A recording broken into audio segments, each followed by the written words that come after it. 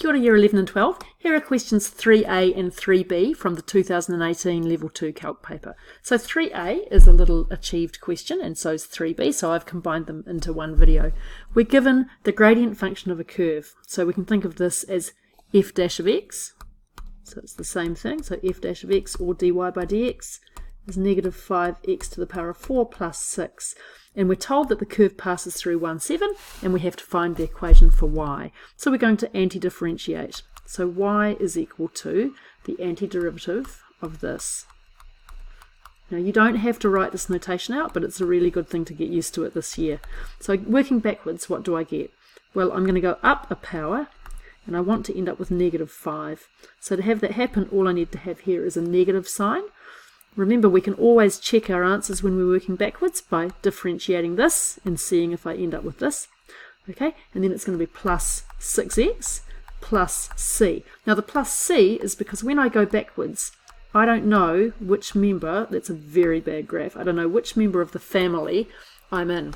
So I have to pin down this plus c somehow. And to do that, I need a point on the curve, and I'm given that information here. I'm just going to get rid of this picture because it's so bad, I don't want anyone proper to see it. So 1, 7's on the curve, so we're substituting in and we get 7 is equal to negative 1 to the power of 5 plus 6 ones plus c. So 7 is equal to negative 1 plus 6 plus c.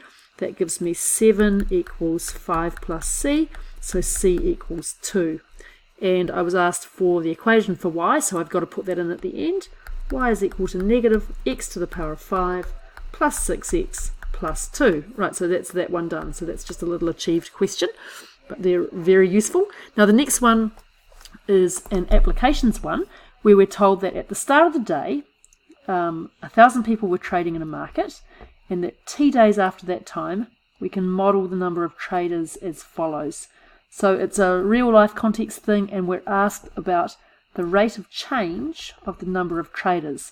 So if we look at this equation, every day the number of traders is going up. The rate of change of number of traders is the first derivative, right, n dash of t, which we could also write like this, dn by dt. And we're going to figure out what is t when that rate of change is 14,400 per day. So n dash of t is equal to 400 plus 200 t, that's differentiating this, and I want to solve that equals to 14,400. Okay, so this is the equation we're solving. I'm going to subtract 400 from both sides, and I get 200t is equal to 14,000. So nice round numbers for this one, for once. And then we've got t is equal to 14,000 over 200. And you don't need your calculator for that, so don't go and grab it. So t is equal to 70.